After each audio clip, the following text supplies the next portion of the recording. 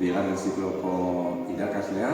Aurten LH laugarren mailako tutorea naiz, eta ikastetxean 1998an hasi nintzen.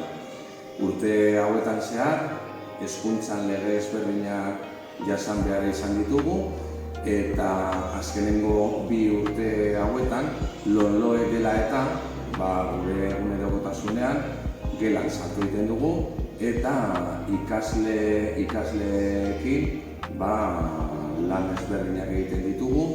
Hau guretzako eta bereentzako erronka berri bat izan da, gure lana egokitu egiten dugu egunerokotasunean.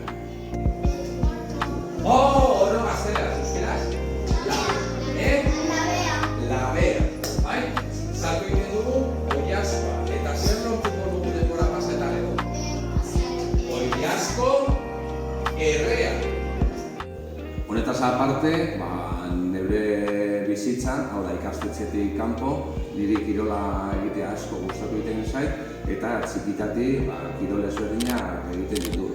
Asko gustatu egiten zait mendira joatea, eta neguan aprobetxatu egiten dut eskiatzen joateko.